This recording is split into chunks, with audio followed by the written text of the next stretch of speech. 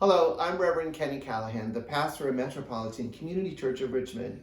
The sacred text for this coming Sunday service is taken from John, the 15th chapter, verses 9 to 17.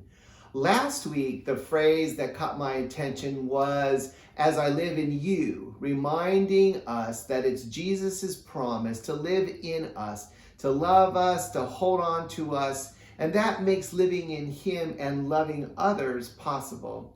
This week, the phrase that jumped out at me is, "As my Abba has loved me, so I have loved you."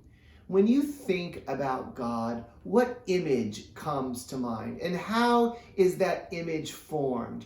Is it from your life experiences or something you were taught to believe? Or perhaps even from your hopes and your dreams? And does your image of God change?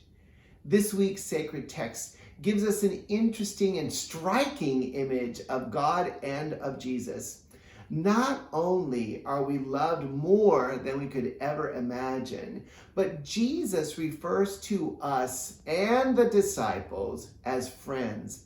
Jesus calls us friends, not acquaintances, not underlings, but friends.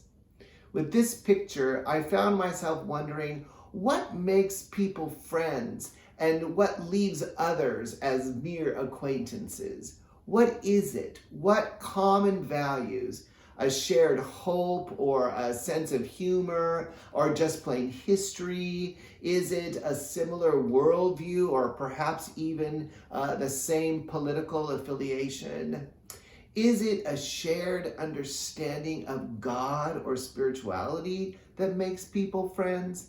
Is it just that you find yourself sharing a common time and place, and it is merely a friendship based on convenience? Or is it some combination of any or all of these things? Jesus shares 3 criteria for what makes people a friend.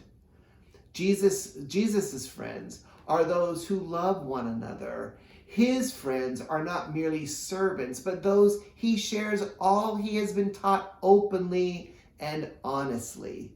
People he sees and treats as equals. People he does not leave in the dark.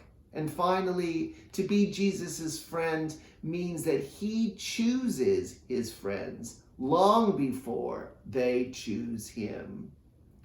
How does Jesus's definition of friendship compare to your own? To be honest, my first criteria is not whether they love others, but whether they appear to love me, and then I can find it within myself to love them in return. At the same time, it is also true that those that I call friends are those whom I can trust by being transparent and vulnerable, sharing openly and honestly what's going on in my life without judgment. My friends are people who do not try to one-up me or try to even get even with me, but instead would do just about anything for me, and the feeling is mutual.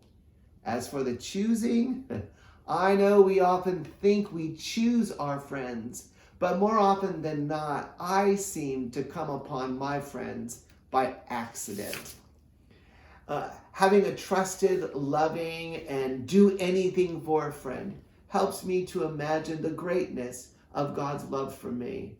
I believe a friend is someone who mirrors Jesus and the love of God by reminding me that there is no length to which God would not go to embrace me in love.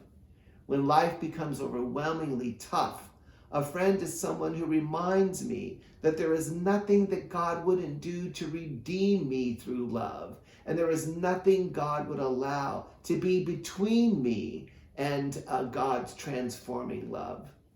Jesus calls me friend. And through the life and ministry of Jesus, I know that God's love will overcome anything. God's love will be victorious in all things because God's love always wins.